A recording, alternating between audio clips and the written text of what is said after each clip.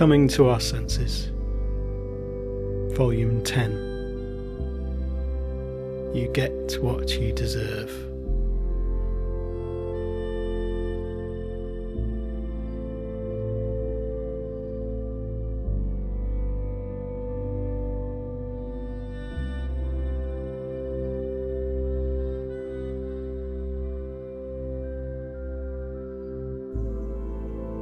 Dear listener,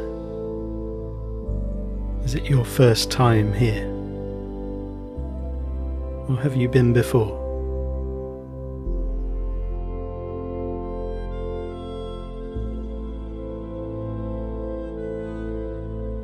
Welcome home. Welcome home. Welcome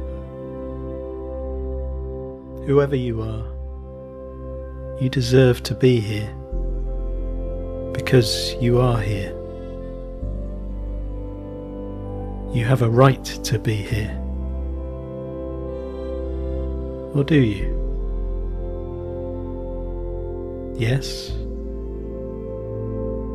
No? Maybe that's not the best way to look at it. This is a transactional age.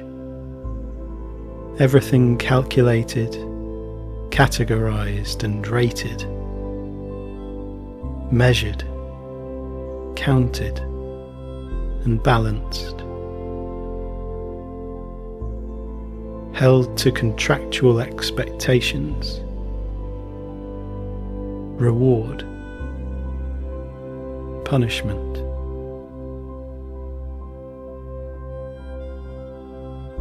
They say there's no such thing as a free lunch. You get out what you put in, and what goes around comes around. Are these things necessarily true? Perhaps, in some ways, perhaps not, in others.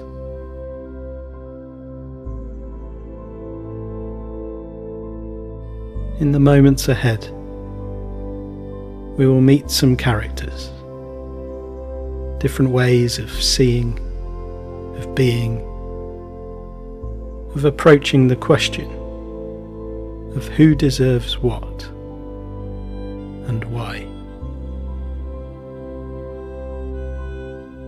Notice what you notice along the way.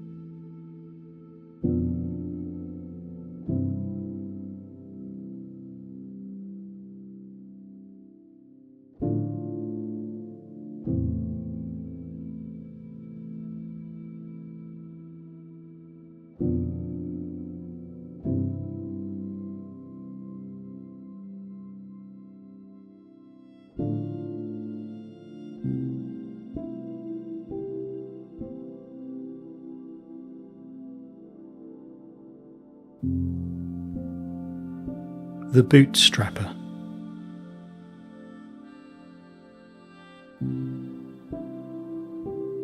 Your results reflect your efforts.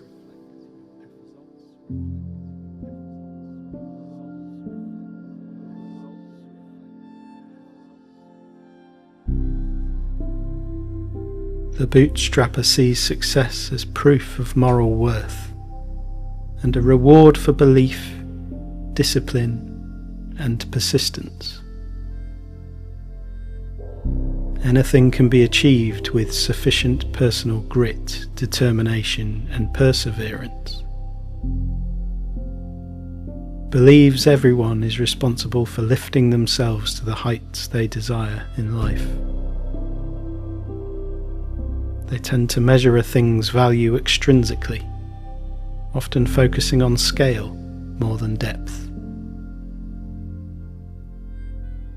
In sharing their story, they may neglect to acknowledge the scaffolding, support, luck, circumstances that help them get to where they are.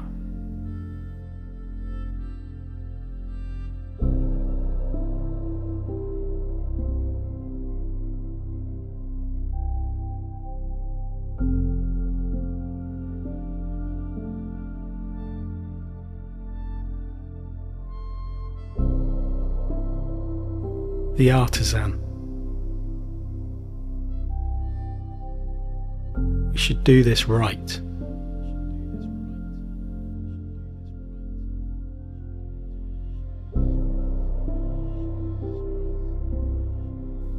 Commits to depth and sustainability over speed and scale.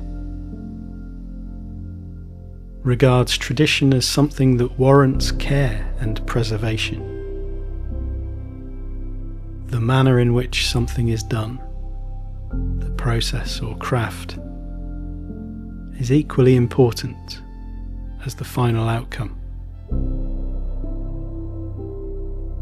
They may naturally be cautious of tools and methods that emphasize rapid growth, efficiency, and dilution. Indiscriminate resistance to change and overprotection might paradoxically stifle the sustainability of their efforts.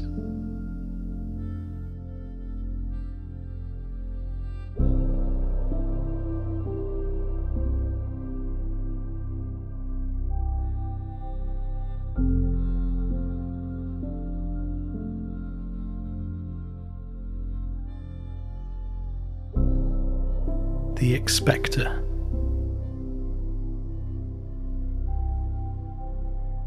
Good things come to those who wait.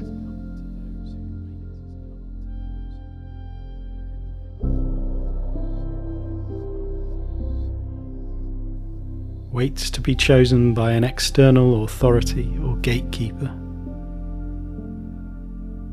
Believes patience, humility, or quiet endurance will be recognized by a benevolent arbiter. They rarely initiate or put themselves forward, holding out to be noticed and invited to participate. They may quietly grow resentful if waiting yields no reward, interpreting obliviousness and neglect from others as deliberate malevolence.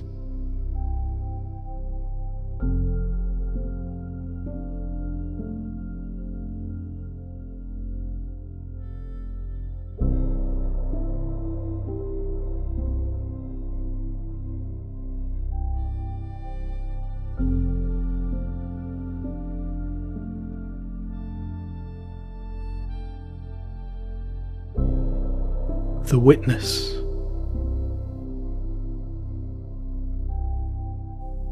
You have to see this.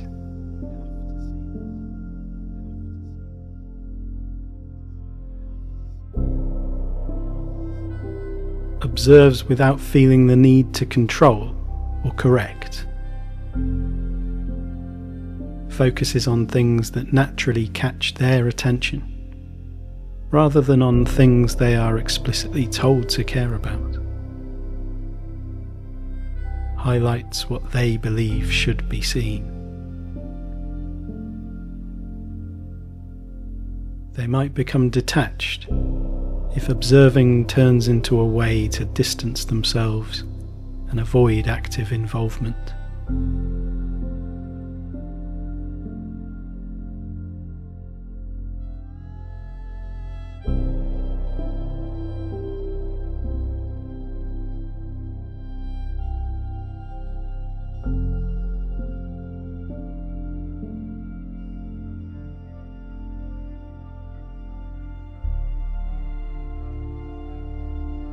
quick note about this next piece.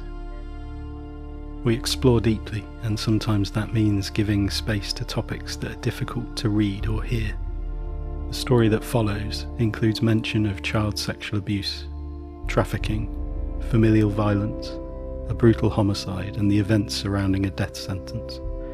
If this feels like too much to hold right now, you can skip ahead and rejoin us at 24 minutes and 9 seconds.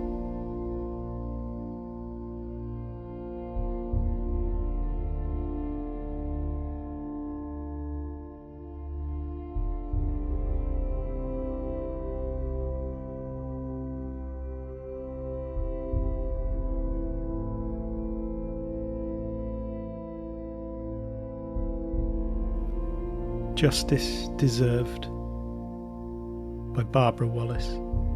We start in the United States, where the execution of Lisa Montgomery has been carried out. This just a day after a US judge postponed it, arguing that she was too mentally ill to understand why she was being executed. That decision was overturned by the Supreme Court. It's the 13th of January, 2021.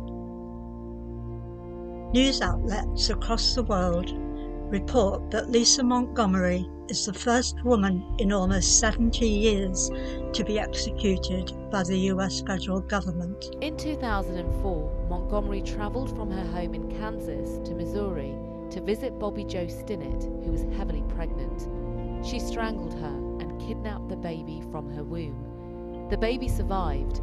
Bobby Jo Stinnett bled to death. This is Lisa's story. A distressing story, but one that provides us with an opportunity to pause and reflect on the criminal justice system and punishment deserved. It's a powerful story that warrants sharing. For those close to Mrs. Stinnett, the death of Montgomery is the only justice they want. Her lawyers and advocates say Montgomery wasn't the worst of society, but the most broken, and that as a mentally ill victim of childhood abuse, she deserved mercy, who should have been kept behind bars for the rest of her life. Diane, Lisa's half-sister, reminisces. My whole life changed the day Lisa came home from the hospital. She was itty-bitty and so beautiful. And when I squeezed her hand, she looked at me and smiled. I fell in love immediately.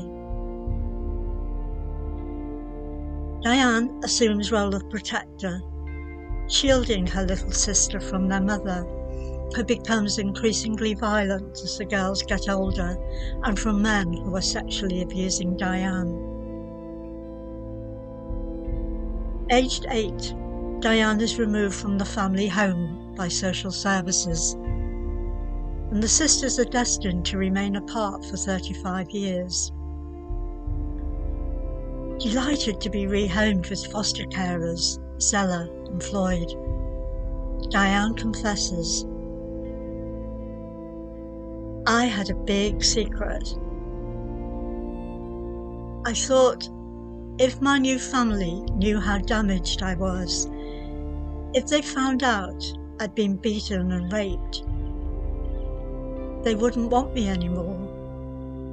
So I decided not to tell them. To this day, it's my biggest regret in life. Lisa remains in the family home and experiences increasing levels of violence. Incest, gang rape, sex trafficking. And the trauma doesn't cease when she reaches adulthood. At 18, Lisa is coerced into an abusive marriage with her stepbrother. Her life is entrenched in extreme poverty. and following the birth of her fourth child, she is sterilised against her will. Her former husband files for custody of 2 of their children in 2004, just days before she commits the most unimaginable crime. Lisa murders Bobby Jo Stinnett, who's 8 months pregnant. She takes the unborn child, later named Victoria, to care for as her own. In the US, the death penalty isn't mandatory for murder, and Diane testifies at the sentence hearing. Lisa's poor parenting skills are presented by the prosecution as a factor to bear in mind. The jury pronounces in favour of the death sentence, insisting it's what she deserves. Diane disagrees. I will always love her, but what she did was the most awful thing a person can do. Lisa should spend the rest of her life in prison, but she shouldn't have to die, because maybe if she hadn't been failed by the people she needed most in society, she could have been part of it. In a conversation with a clinical psychologist specialising in supporting survivors of torture, Lisa reveals, "Whenever I told, no one did anything." Systems that were supposed to protect Lisa didn't. Statutory authorities failed to intervene. School administrators suspected abuse but took no steps to investigate further or report their concerns to the police. Social services removed her sister from the family home, leaving Lisa behind. Her cousin, a law enforcement officer, watched her cry and shake as she confided in him as a teenager. In court, he declared, "I live with regret for not speaking up about what happened to Lisa." On death row, Lisa stays in touch with her children and relishes being a grandmother. Her favourite activity is to create angels that she gifts to others. Numerous appeals take place, highlighting the inconceivable violence and abuse that Lisa has endured, describing how she was born with permanent brain damage resulting from her mother's alcohol intake during pregnancy. Her attorney asserts, "You can't fake brain scans that show brain damage." They emphasise that Lisa has been sexually abused by her stepfather from the age of 11, repeatedly raped by groups of men for years, and, as a young teenager, trafficked for sex by her mother. She experiences what psychiatrists refer to as dissociative disorder and complex post-traumatic stress. District Judge, ruling on a previous stay of execution, cited experts who testify that around the time of the murder, Lisa was experiencing an extremely rare condition called pseudocyesis, in which a woman's false belief she is pregnant triggers hormonal and physical changes, as if she were actually pregnant. As the date for Lisa's execution draws closer, details of her childhood abuse lead to an outpouring of opposition. A coalition of 1,000+ prosecutors, anti-violence advocates and mental health professionals appealed to President Trump during the final days of his first presidential term of office, urging him to commute her sentence to life in prison without possibility of parole. An extract reads, "Lisa's history provides us with an important explanation that would influence any sentencing recommendation we made as prosecutors.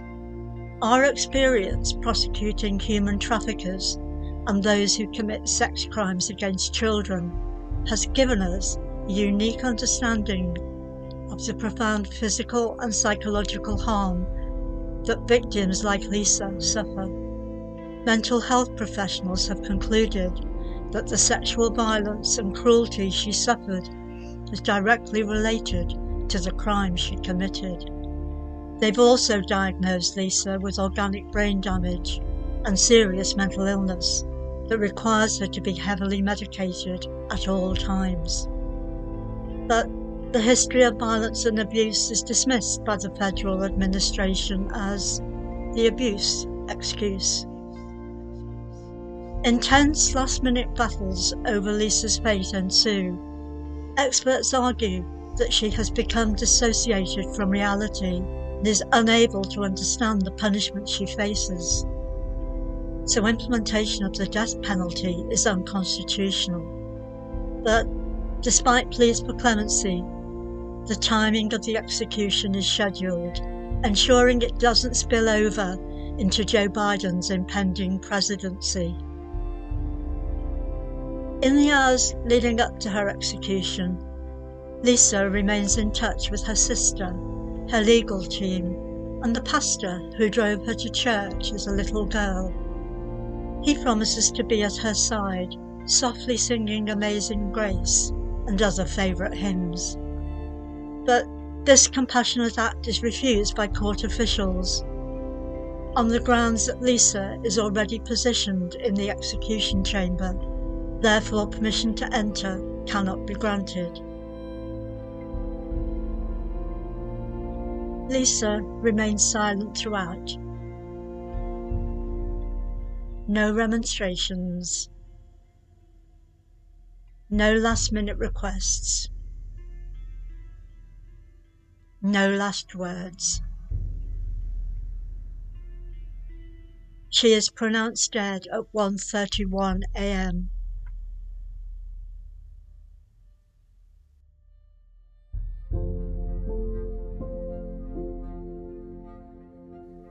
Her legal team release a statement in which they say, "We love Lisa very much, and she loved us."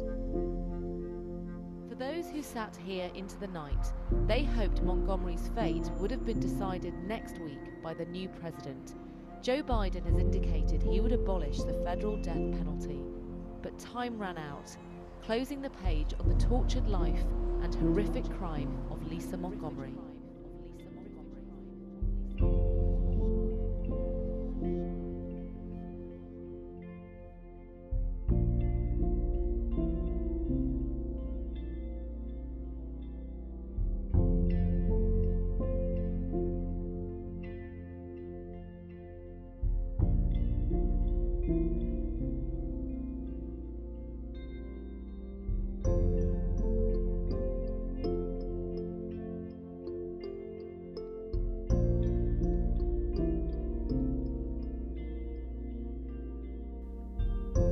The complainer.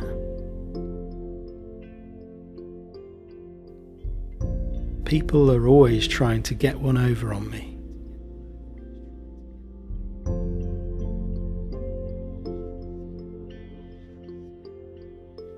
Sees themselves as a watchdog, scanning for breaches in contracts and signs of dishonesty, cheating or unfulfilled promises.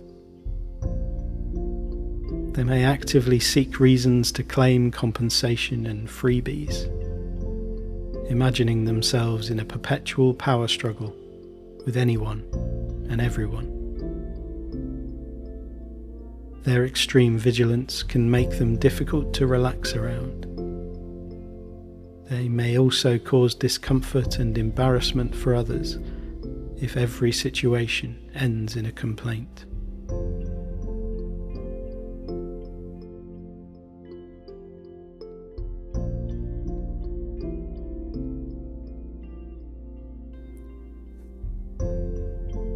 The caretaker.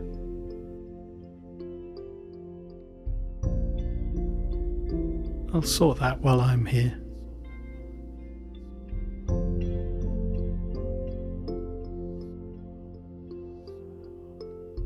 They're driven by internal rather than external motives, concentrating on the upkeep, sustainability, and repair of life's often overlooked infrastructure.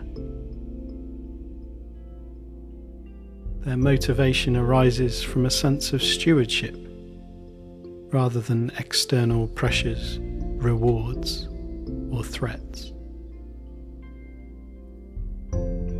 They may become discouraged if others do not share their enthusiasm for caring for and maintaining what they consider important.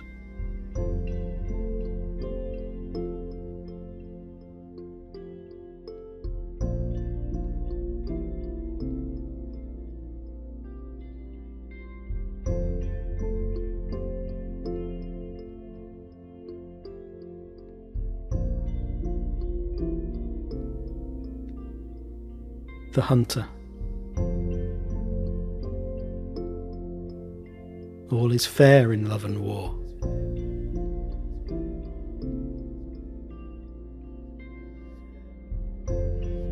Sees the world through a competitive lens, believing that the fastest and strongest are entitled to whatever they can acquire. They are astute and constantly alert for opportunities to exploit and profit.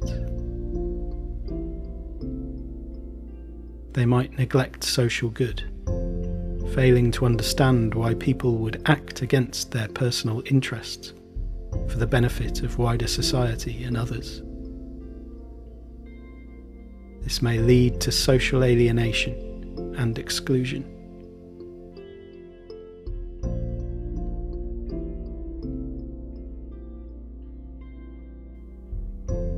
The player.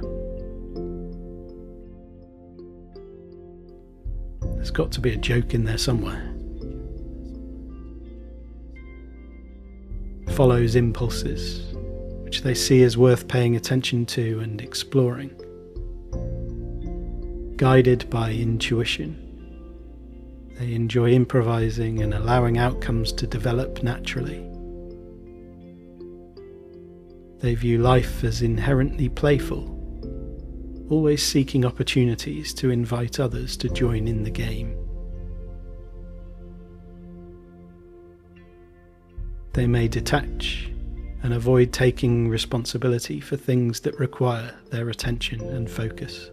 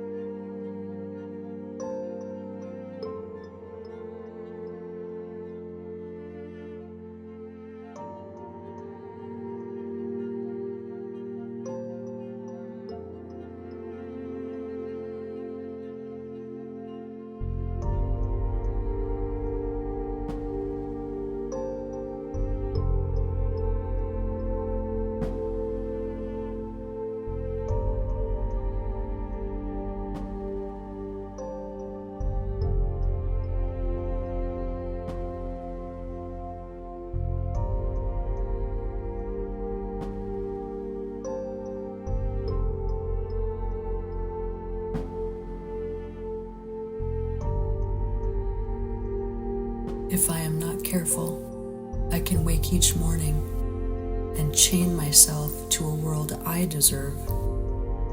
The button that I've pressed 100 times should also work on the 101st, and I deserve to be angry when this time, it doesn't, just when I needed it the most. I deserve a smile, or at least a nod of thanks, as I take a moment out of my already hairy day to hold the door for a stranger, and I deserve to spend the next hour belligerent that neither of those currencies were offered back to me. If I'm not careful, I can wake each morning and chain myself to a world that has in fact never made me any promises of easy roads without detours or surprises. A world that never signed off on any of my agreements to behave towards me in accordance with my small, steely understanding. A world that makes me the victim of a crime, that turns me from a better path of learning to love what is already there, to see the truth of what has been offered by a much larger universe than the thing I thought, in arrogance, I could chain.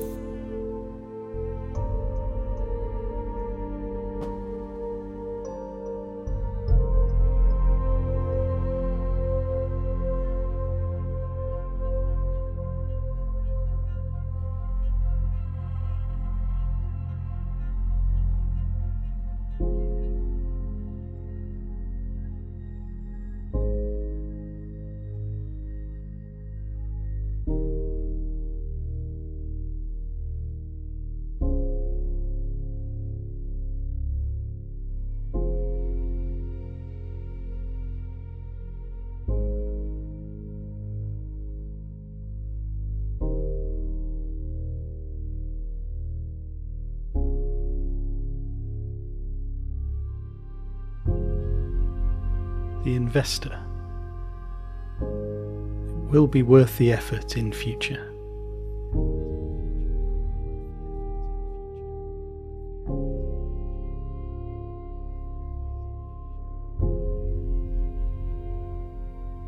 Views goodness, generosity, and hard work as long-term investments that are worthwhile because of their potential future returns. They give, contribute, and sacrifice, keeping a mental record of debts owed and payments due. If their actions are perceived as non-transactional gifts, their disappointment could turn into resentment if reciprocity does not ultimately happen.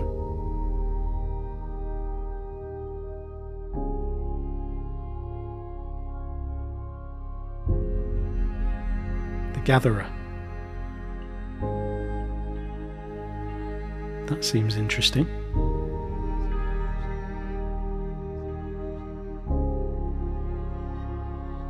Meets the world with openness and curiosity, viewing it as something to explore, notice, and record. They may find themselves exploited by others who seek to manipulate their attention to detail and passion. They might not receive recognition for their contributions. Could even compromise their own values if they fail to see ulterior motives in others.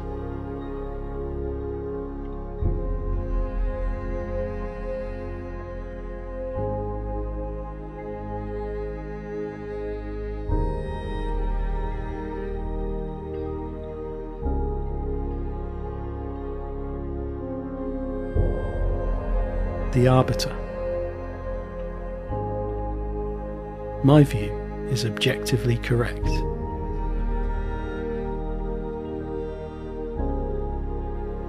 They take on the role of judge, assessing, comparing, and ruling with authority. They set standards and determine who meets them and who falls short. Their power increases as they persuade others of the need for a gatekeeper and an external voice to guide their values and beliefs. They may lose their authority if they are seen as out of touch, if a new figure arises, or if the field becomes outdated.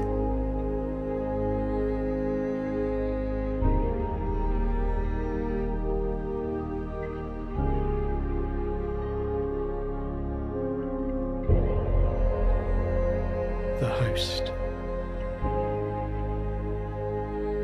Everyone is welcome.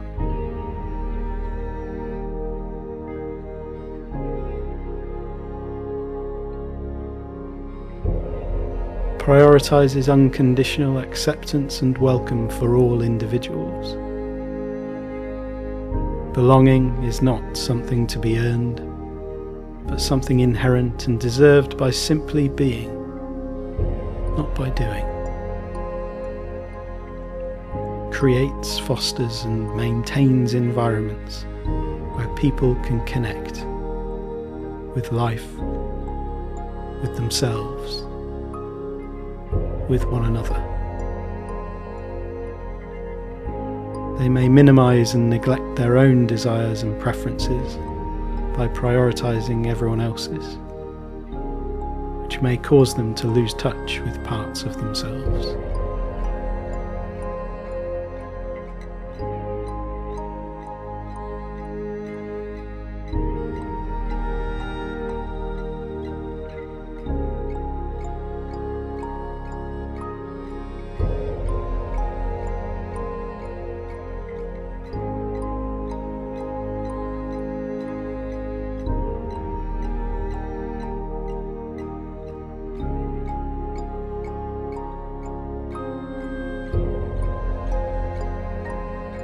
Thank you for listening to this edition of Coming to Our Senses.